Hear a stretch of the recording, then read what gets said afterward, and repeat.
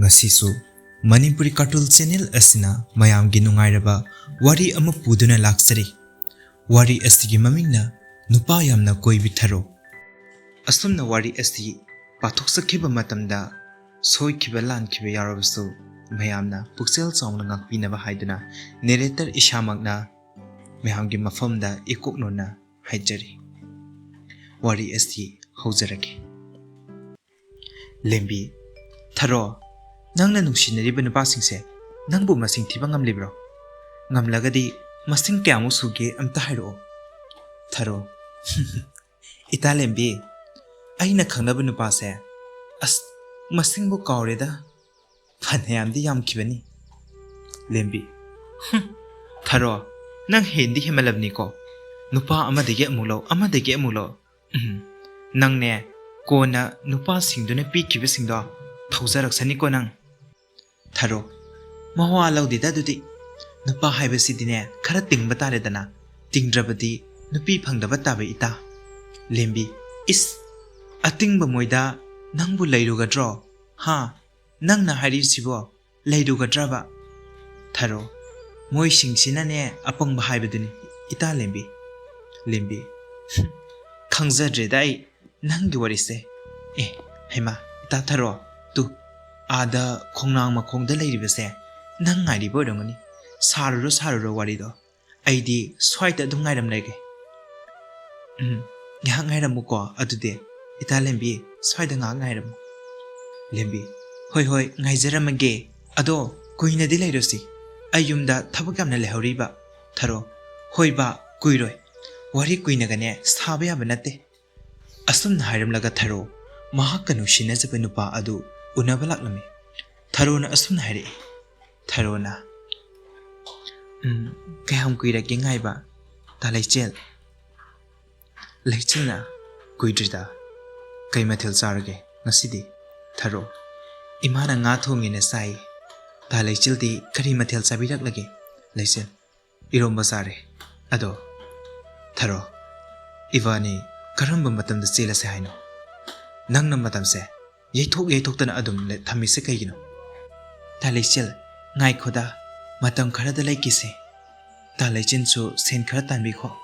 Leichel ai hojik sen ya warpa leite. Tharo aduna ivani ngasi chelase. Tharo na ta leichel matam khara ngai khoi bini ai matam khara lai sakhini ta leichil ne yum pandaba yade hairagana atopa kana ama yingbi khro. Leichel Tharo karino nang haribudu ha asukuina loinarapada ngasi nang hariba waise asum hairakidre aduga ngasi. Tharo aina matam khara ngai ko haibada ta leichil na yabibro adudi haiba taba. Leichel fare ai ngairagi nang na ngai haiba matamdu phawbada ai ngairagi.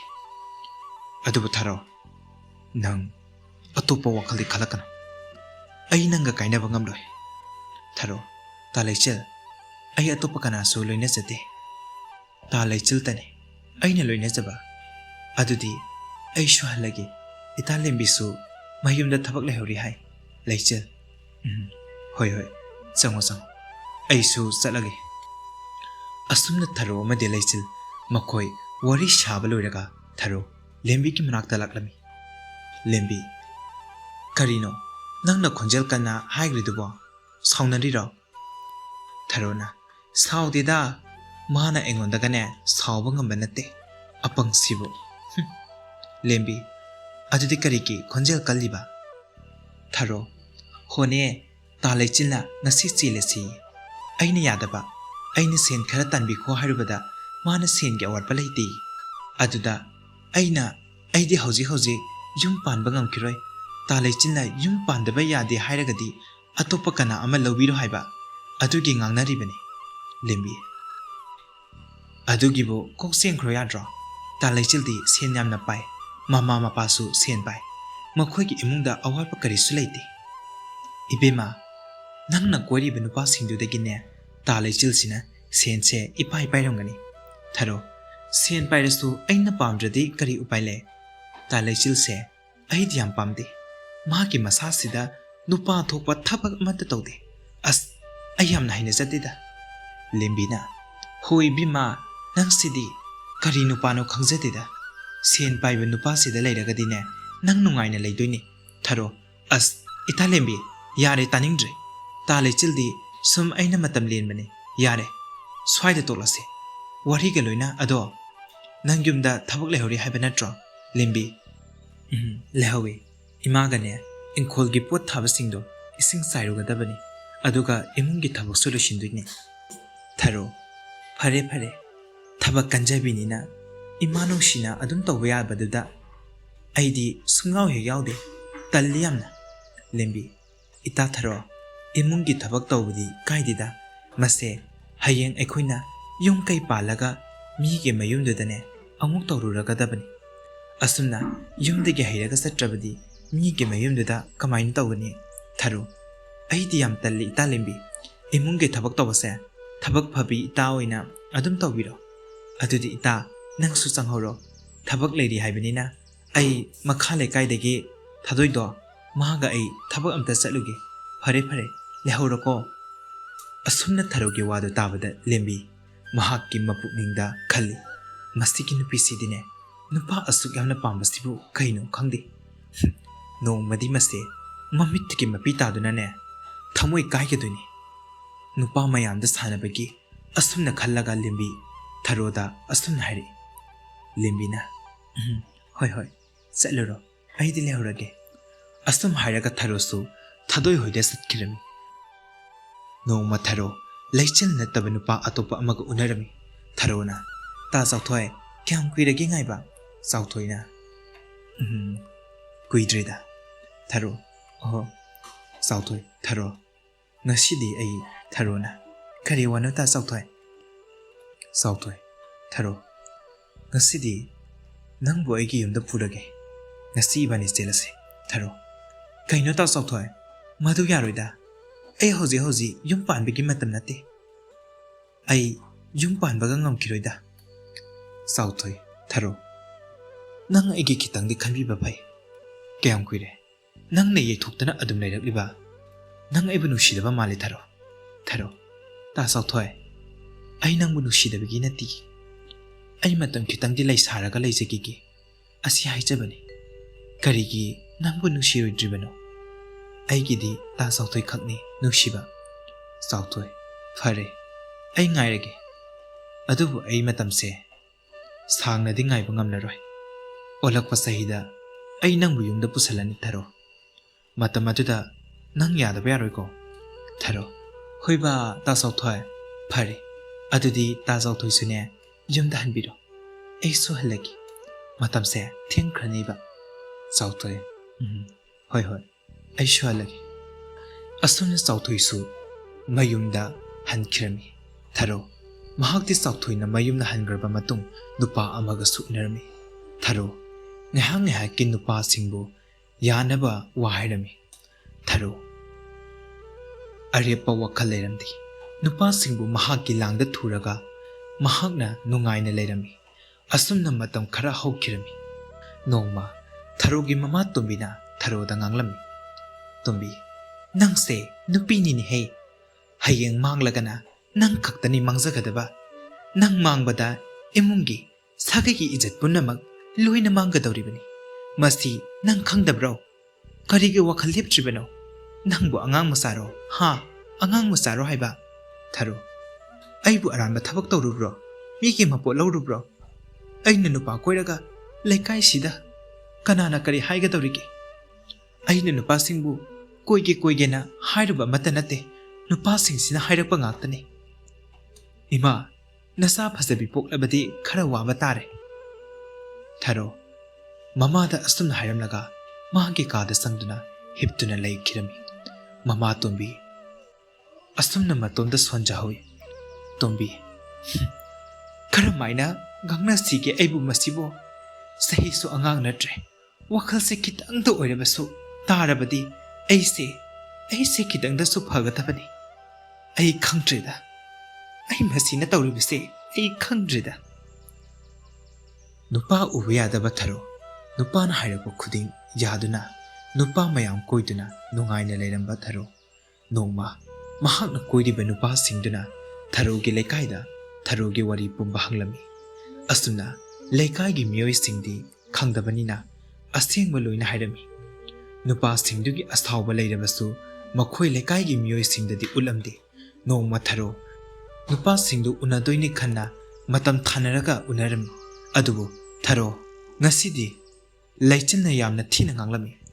leichil aduk thajana loinaram nangna ahinba kya pamdara nang aini yamna tukache nupa da chope miyoi kanagi thamoi thukairaga nangna nungaina leiriba aduk chakhutaba ahina nangbu kaya da thajaruba adubu nangdi mahu pubilin gubi nupi horamdai ngasidagi nang loinarabani khang asi hairamlaga leichil sauna sakhirami Tharo mahakti karisu nasungdana lehui Tharogi wakhalda nangta nupa nate nupa kaya ama leikhaina khanduna lehui aduga atopa nupa singdusu mathang unarami adubu nupa singduna Tharobu thina ngangbiramlaga loina satki adubu Tharona nungsijaba saukthoi mahakasu unarami Tharona ta saukthoi kyam kuiragi ngaiba ngasisu ta saukthoi na ngairaga leirami aisu thabak ama tawbada thengkhre saukthoi Tharona kay hagi ta saukthoi kaidawrage munna adum yenglaga leiridubo saukthoi ngasidi nangse ngahan khaidagi hena fazai nungsiba so hengale saukthoi asi haraga mamittagi mapi takhirami Tharo ta saukthoi nang kaidawrage ngahan kai kamana daba wangang natau ulliba karigino saukthoi Tharo aidi yamna chamjaba misakne nungsibabu ikai khundaba misak pame adubu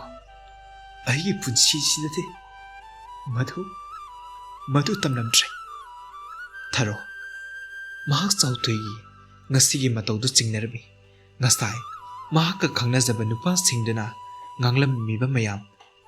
punama ningsinglai aduga saukthoi matauduga tofam khanglamde Tharo mahakti saukthoi budi yamna nusijabani adubo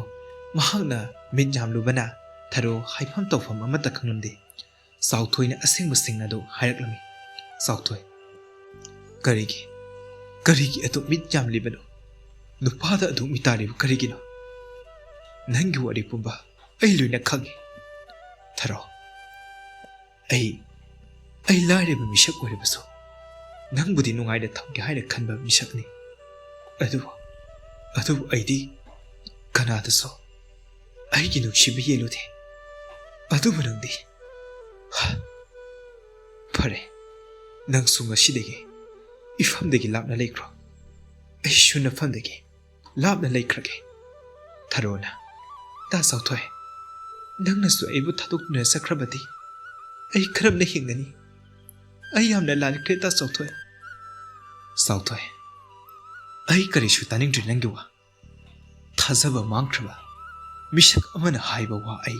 taningba poktre ngasidegi nang aigi nungsibi wari mafam masida dumak loikrasano Tharo ta saukthoi naksu nangi apamba tawkro ai chale saukthoi asi haramlaga maha mathoi nungaitena satkirami somdana Tharona ta saukthoi ai bomukta ngakpiramo ai yamna lanikre nungsiba putarai loruba ai lanikre ta saukthoi asumna mamit yamluba Tharo nupa yamna koirubana ngasidi maha ningba khaiduna leirami mahak kanadasu takthoktana tuminna leirami haujikti Tharo nupana hasu koidana mamagi mateng pangduna khungul tanal ing tapsaba thongal wangma landana leikhirami astumna matang asida nupa yamna koibi Tharo hariba wari asi loishinjare mayamna wari asi pabda soi khilan khibe yarabasu ngakpigani matung tarakpadasu nungshirba listener singidama Manipuri cartoon channel ki maikedigi nungai raba wari kaya ama puduna laksake matamdu fawbada mayamna ekhoibu khorangna ngaibiram amadi channel asibu mayamna nushibiduna support tawiramo channel asida nauna sanglakpa miyoina channel asibu subscribe tawsamiramo listener khudimakna aikhogi video sing asibu share tawbiduna like comment share tawbiu amadi isai isai ki apamba opinion murching adu masagi makhagi comment asida amamam tawina thambiramo